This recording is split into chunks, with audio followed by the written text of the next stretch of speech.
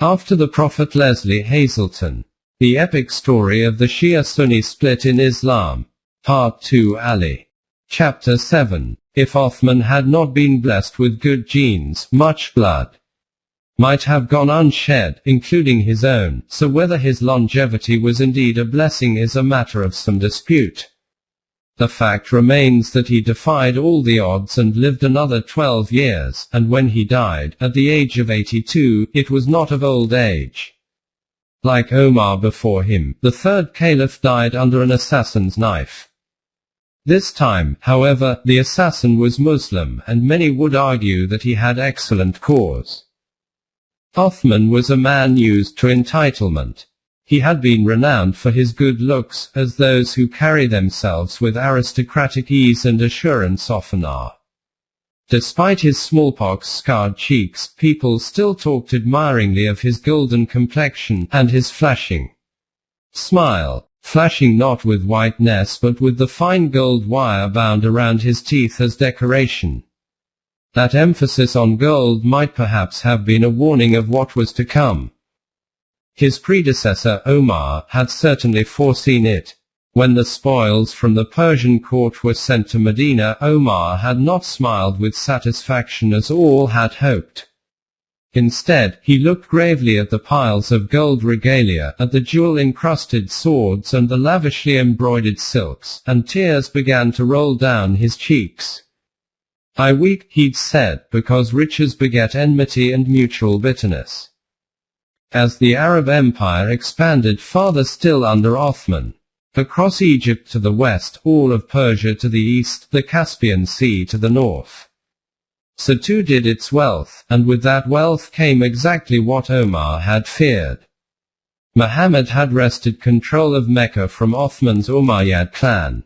But with one of their own now in the leadership of Islam, the Umayyads seized the chance to reassert themselves as the aristocracy, men of title and entitlement, and Othman seemed unable, or unwilling, to resist them. Nobody doubted his piety and devotion to Islam, but neither could anyone doubt his devotion to family. Top military positions, governorships, senior offices, all now went to Umayyads. Capable men were passed over for family cronies, and as might be expected when they had achieved the posts through nepotism, the new appointees were flagrantly corrupt. One senior general seethed in anger as his hard work went unrewarded and his authority was undermined by the greed of others. "Am I to hold the cow's horns while another man draws off the milk?" he protested.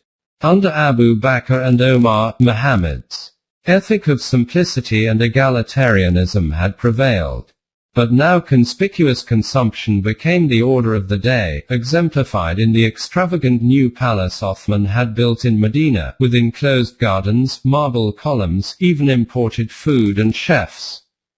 Where both Abu Bakr and Omar had taken the relatively modest title of deputy of Muhammad, Othman took a far more grandiose one.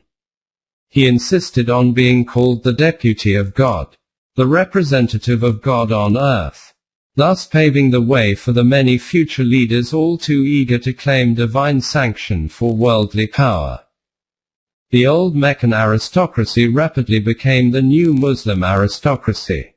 Othman began to deed vast private estates to his relatives, some with thousands of horses and as many slaves.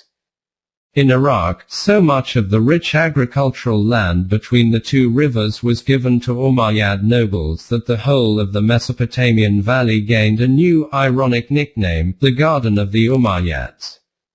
The other legacies of Othman's rule, the authoritative written compilation of the Quran and the further expansion of the empire north into the Aegean, west along the North African coast, and east to the frontiers of India, were increasingly overshadowed by what was seen as the Umayyad stranglehold on power. The ruling class of Mecca was back in control, and with a vengeance. There was no doubt as to who was drawing the milk, and the ones left holding the horns became increasingly outspoken as nepotism and corruption devolved into their inevitable correlates. Wrongful expropriation, deportation, imprisonment, even execution. The most respected early companions of Muhammad began to speak out in protest, as did all 5 of the other men who had sat in caucus and elected Othman, and none more clearly than Ali. The property of Islam was being embezzled, he warned. The Umayyads were like a pack of hungry animals devouring everything in sight. Othman shrugs his shoulders arrogantly, and his brothers stand with him, eating up the property of God as the camels eat up the springtime grasses. Once that brief treasured lushness was gone, only barren desert would be left. But the voice that gained the most attention was that of Aisha, who found herself for once on the same side as Ali. That doted, she called Othman a doddering old man in thrall to his relatives. And the word stuck, demeaning and mocking. Some said she was roused to action only when Othman reduced her annual pension to that of the other mothers of the faithful, challenging her prominence. Others said she acted in the hope that her brother-in-law Talha would take over as caliph. But there is also no doubt that Aisha was truly outraged by the extent of the corruption, which came to a head over the scandalous behavior of Walid, one of Othman's half-brothers. As the governor of the garrison city of Kufa in central Iraq, Walid did not even bother to disguise his aristocratic disdain for the residents under his control. With a kind of Arabian snobbery that would surface again and again, he contemptuously dismissed the native Iraqis as provincial riffraff. Unjust imprisonment, expropriation of lands, embezzlement from the public treasury. Such complaints against him, Walid declared, were worth no more than a goat's fart in the desert plains of Edom. Quote, one particular goat's fart, however, would reach all the way to Medina when Walid appeared in the Kufa mosque flagrantly drunk and, in front of the assembled worshippers, vomited over the side of the pulpit. The Kufans sent a delegation to Medina to demand that he be recalled and publicly flogged, but Othman refused them point blank. Worse, he threatened to punish them for daring to make such a demand, and when they then appealed to the leading mother of the faithful for support, he was heard to sneer in disdain. Can the rebels and scoundrels of Iraq find no other refuge than the home of Aisha? Quote, the gauntlet was thrown. A challenge not just to the rebels and scoundrels of Iraq, but to Aisha herself. As word spread of Othman's sneer, many thought it a foolish thing to have done. Perhaps Aisha had been right in calling Othman a dotard. Perhaps he really was losing his grip, or at least his judgment. Certainly it seemed that way when a respected Medinan elder stood up in the mosque in public support of the Iraqis' demands, and Othman's response was to order him thrown out. So violently that 4 of his ribs were broken. If Aisha had been outraged before, she was now incensed. That the guilty should go free and the innocent be beaten. No curtains or veils could stop her. Covering her face in public did not mean muffling her voice, not even. Particularly not in the mosque. The following Friday she stood up at the morning prayers, brandishing a sandal that had belonged to Muhammad. See how this, the Prophet's own sandal, has not yet even fallen apart. She shouted at Othman in that high piercing voice of hers. This is how quickly you have forgotten the sunnah, his practice. Quote, how could Othman have underestimated her? But then whoever would have thought that a mere sandal could be used so effectively? As the whole mosque erupted in condemnation of the caliph, people took off their own sandals and brandished them in Aisha's support. A new propaganda tool had made its first powerful impression. One not lost on all the caliphs and shahs and sultans of centuries to come, who would produce inordinate numbers of ornately displayed relics of the Prophet. Sandals, shirts, teeth, nail clippings, hair. To bolster their authority, Othman was left with no option but to agree to Walid's recall. He delayed giving the order, however, and balked at the demand for a flogging. Nobody could be found who was willing to administer the required 80 lashes, he claimed, though this was clearly untrue. Worse, the contrast with his predecessor Omar could not have been stronger.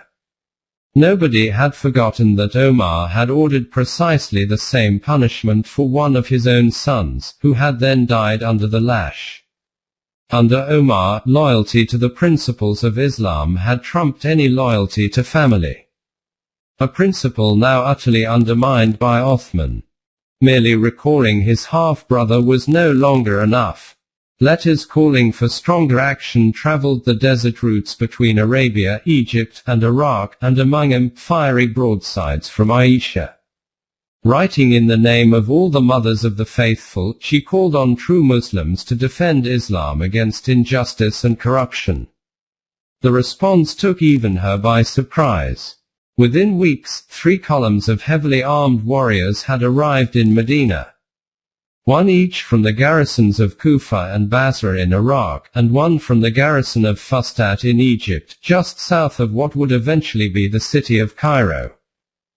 These were no provincial riffraff. They were several hundred of the best of the Muslim military, led by men of impeccable lineage who left no doubt as to what they wanted.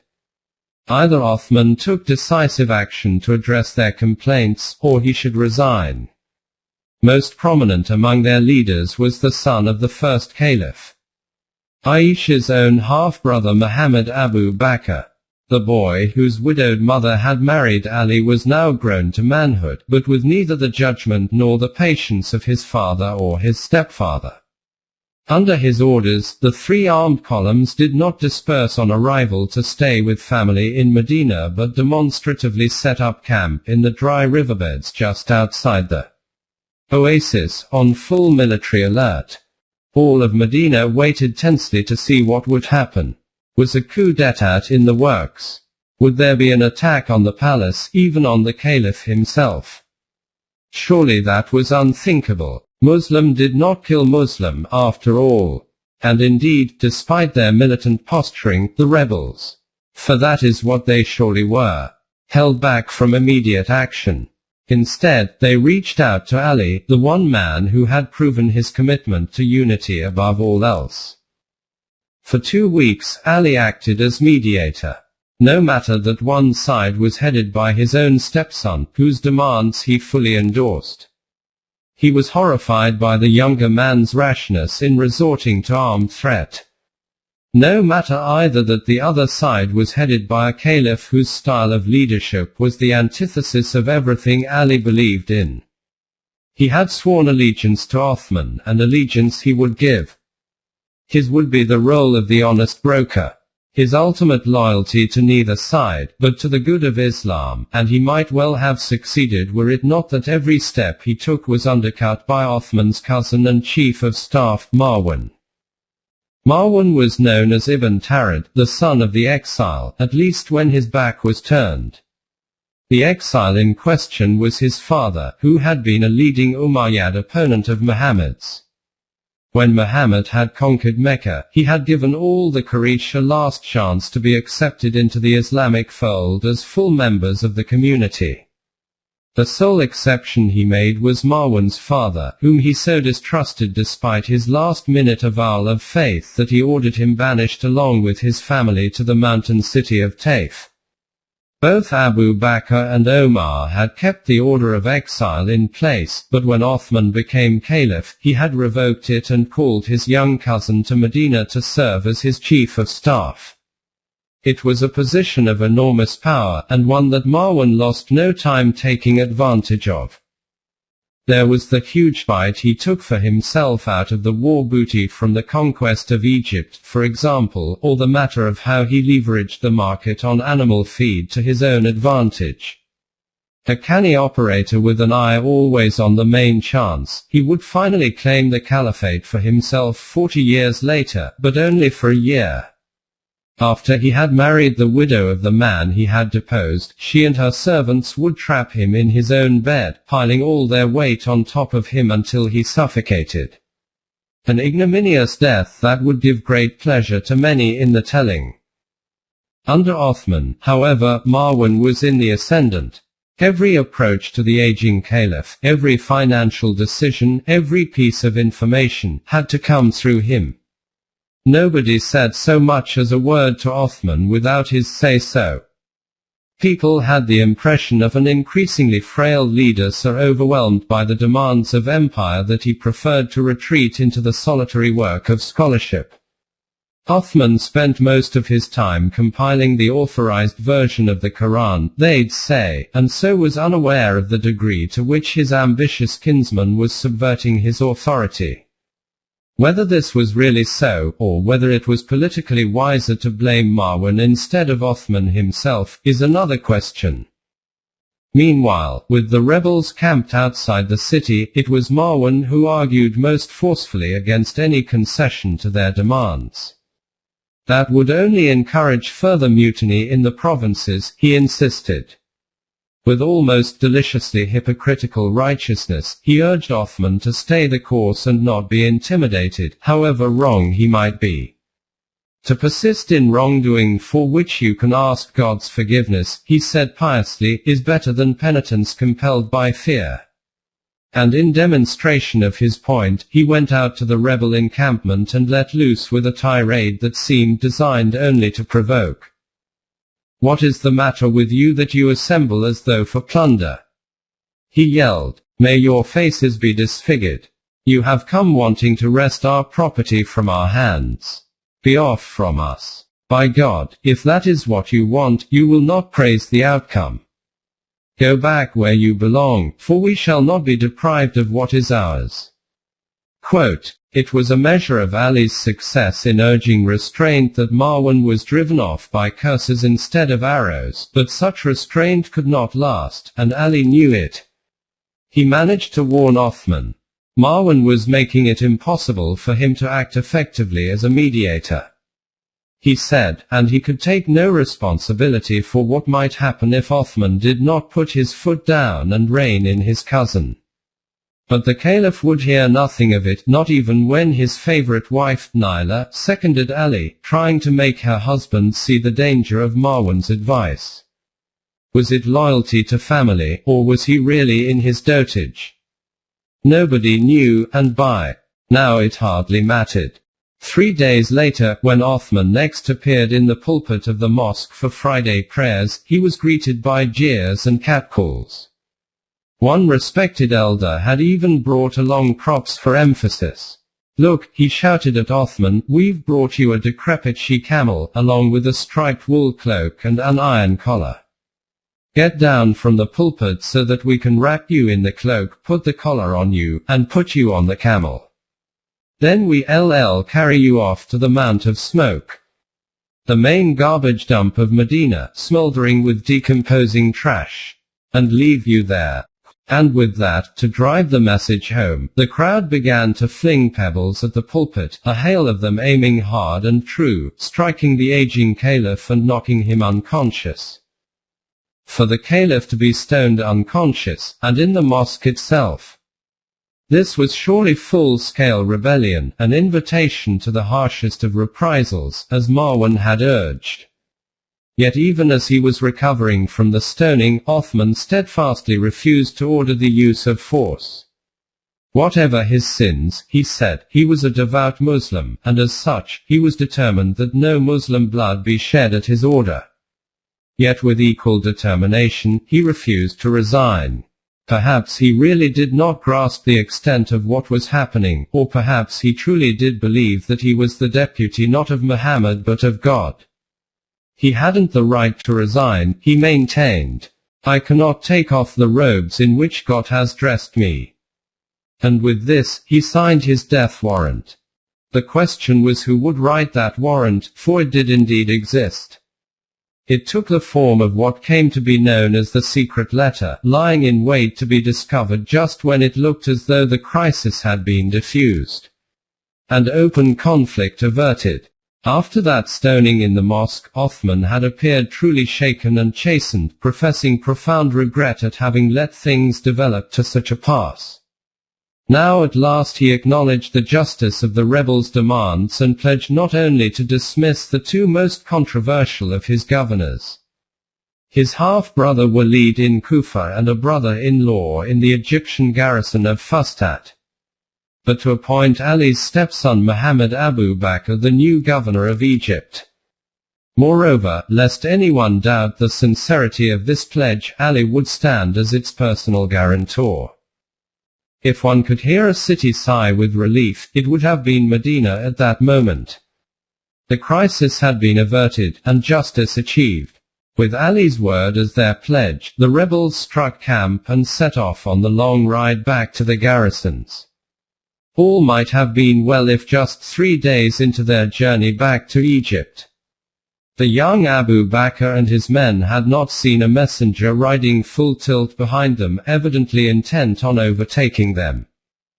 They stopped and questioned the messenger, and when they realized he was in the service of the caliph, they searched his saddlebags. There they found a heavy brass inkpot of the kind used by professional scribes, with ink powders and mixing bottles set into a solid base, and compartments for parchment and quills, knives, and seals. One of these compartments was a secret one, however, and inside it they found a letter stamped with Othman's personal seal and addressed to his brother-in-law, the governor of Egypt he had just pledged to replace. All the leaders of the returning rebels were to be arrested instantly, the letter instructed. First, their hair and beards were to be torn out, a calculatedly emasculating form of punishment when so much male pride was vested in long hair and ample beards. And then they were to be given 100 lashes each. If any still survived, they were to be thrown in prison. What more was needed? With the written evidence of double dealing in their hands, the rebels turned around. 3 days later they were back in Medina, and this time they didn't merely camp on the outskirts. In no mood to negotiate, they surrounded the palace and placed it under siege. The seal on the letter was clearly Othman's. Indeed, he acknowledged as much when faced with it.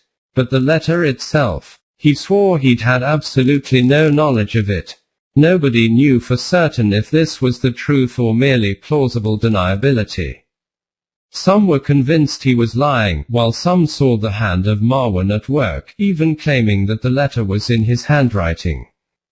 Others argued that it made no difference whose handwriting it was. The caliph's seal was on the letter, they said, and if his seal could be used without his knowledge, he had no right to his position. Eventually, it was even rumored that it was Ali who had arranged for the letter to be planted and discovered in order to bring about Othman's downfall. And said too that this rumor had itself been planted by Marwan. There was room enough in the story to support any number of conspiracy theories. Only one thing was certain. The secret letter was the end of Othman. The rebels were not intent on murder. Not at first, at least, since they chose to besiege the palace, not to storm it. Though a few did call for outright jihad against the caliph.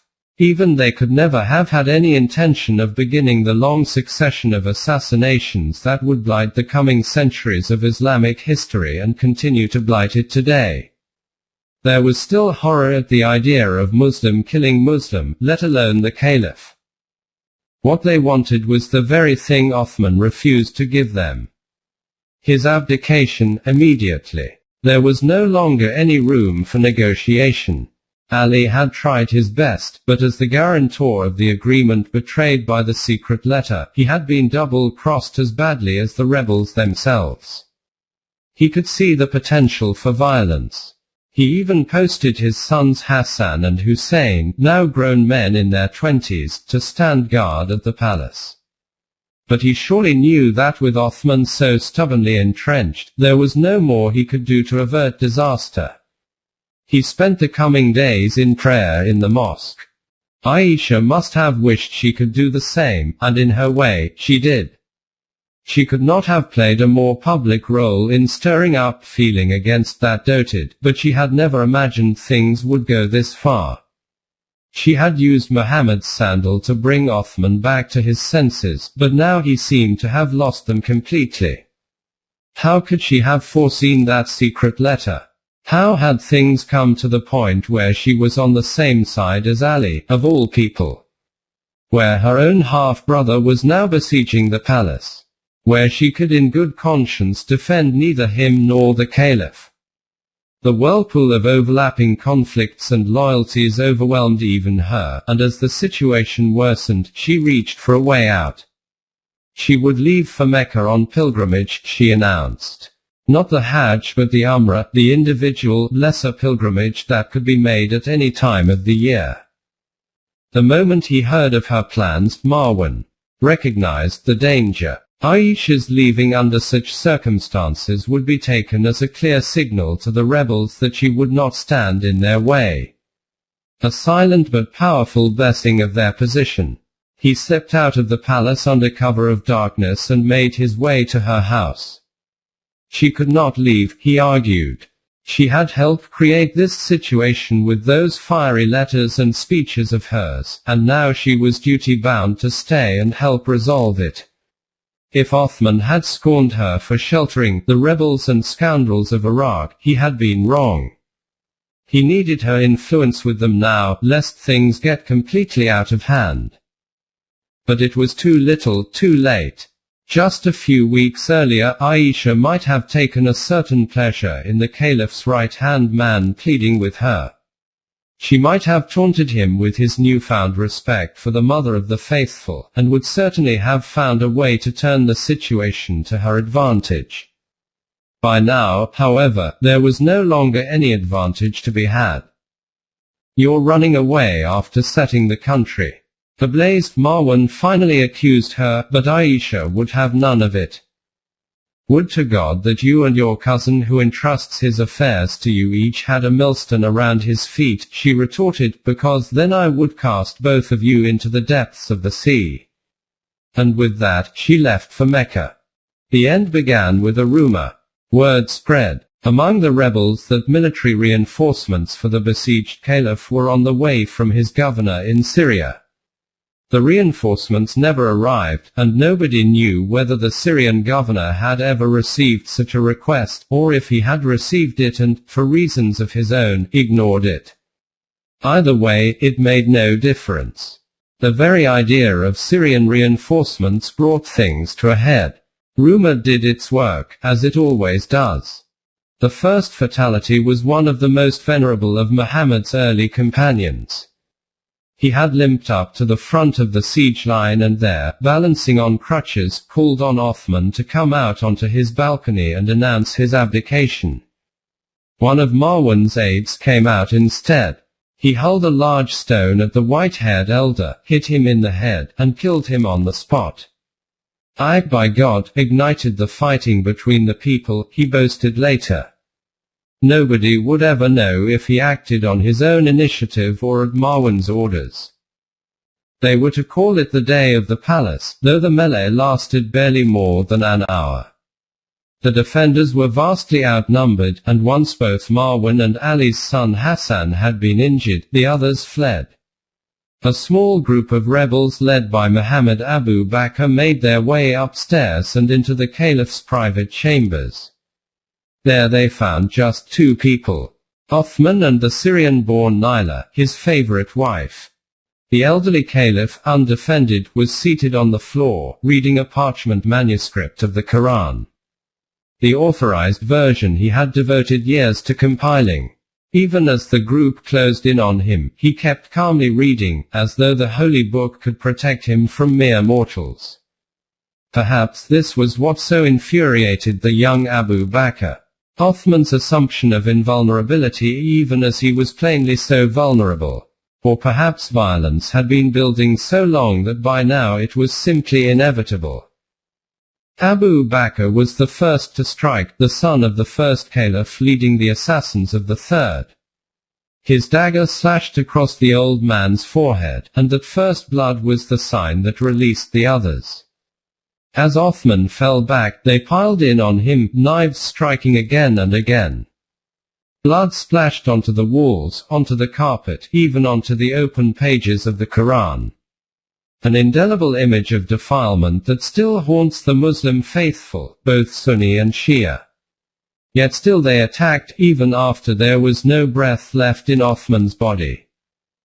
Naila flung herself over her dead husband. She begged the assassins not to desecrate his corpse, only to have her blood mixed with his as yet another knife slashed down and cut off part of her right hand. Her dreadful wail of pain and outrage bounced off the blood-spattered walls to pierce the consciences of the attackers. Only then did they stop. Muhammad Abu Bakr had struck the first blow but not the fatal one. There would never be any definitive answer as to exactly whose hand did that. But the question that was to haunt Islam was not who held the knife but who guided it. Who was behind it, or rather, who was not. One Umayyad later said that Othman was killed by a sword drawn by Aisha, sharpened by Talha, and poisoned by Ali. Others would say that it was Marwan who both drew the sword and poisoned it. Yet others that it had all been engineered from afar by Muawiyah, the powerful governor of Syria, whose rumored reinforcements never arrived. All that can be said for certain is that the third caliph was assassinated by persons both known and unknown, with both the best intentions and the worst. The torn and blood-stained shirt Othman had been wearing when he was killed was to have a long life. After the assassination, someone, nobody is sure exactly who, had the foresight to take it, together with Naila's severed fingers, and wrap the remains carefully for a journey.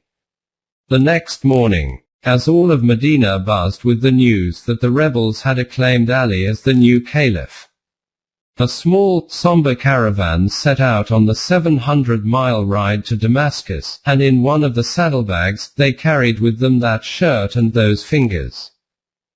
Was it the Syrian-born Naila who had sent them, or Marwan, or Habiba, the only Umayyad among Muhammad's widows and the sister of the Syrian governor, Muawiyah? Whichever it was, the purpose was clear. The grisly relics would serve as a powerful call for revenge.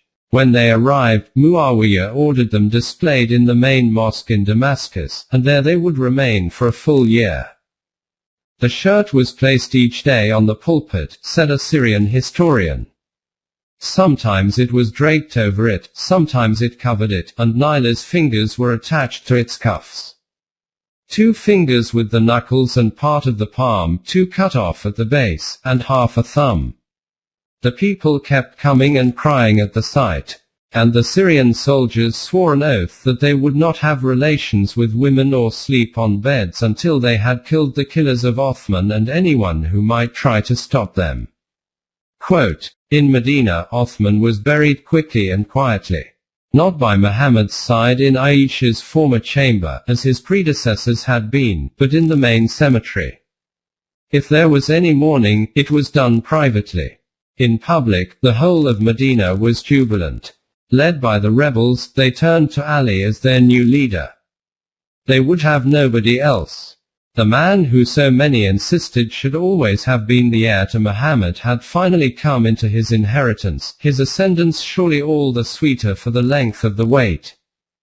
On June 16 in that year 656, they crowded into the mosque and spilled out into the courtyard to pledge allegiance to him. The years of dust and thorns seemed finally over. Not just for him but for them all. How were they to know that dust and thorns are not shaken off so easily? They had no idea that Ali would rule for only 5 years. They rejoiced, applauding the new commander of the faithful when he refused to take the title of caliph. That title had been honored by Abu Bakr and Omar, Ali said, but it had since been corrupted beyond repair by the Umayyads. Instead, he would be known as the Imam. Literally, he who stands in front. On the one hand, it was a modest title, given to whoever leads the daily prayers. On the other, this was Imam with a definite capital I, the spiritual and political leader of all Muslims. And between Caliph and Imam, a world of politics and theology would intervene. Ali was destined to be the only man aside from Muhammad himself whom both Sunnis and Shia would acknowledge as a rightful leader of Islam. But while Sunnis would eventually recognize and respect him as the 4th Caliph, the fourth and last of the Rashidun, the rightly guided ones. The Shia would never recognize the caliphate at all, not even the first three caliphs. To them, Ali was and always has been the first rightful successor to Muhammad, designated by him as the true spiritual leader who would pass on his knowledge and insight to his sons, so that they in turn could pass it on to their own sons. Ali, that is, was the first of the 12 Imams who would join Muhammad and his daughter Fatima as the true Ahl al-Bayt. But on that June day, as all Medina lined up to pledge allegiance to Ali, nobody yet thought in terms of Sunni versus Shia. As they pressed their forearms against his and swore to God that his friend was their friend, his enemy their enemy, they thought that divisiveness was at an end. Ali was the one who would reunite Islam. There would be no more greed, no more self-aggrandizement, no more corruption. The stranglehold of the Umayyads had been broken, and a new era dawned. Under Ali, they would return to the true path of the Prophet. Yet even as they celebrated, as the drums were beaten and the children danced and the women's ululations lifted joy into the air, that bloody shirt and those severed fingers were on their way to the pulpit in Damascus. And Aisha was in Mecca, planning her own course of action.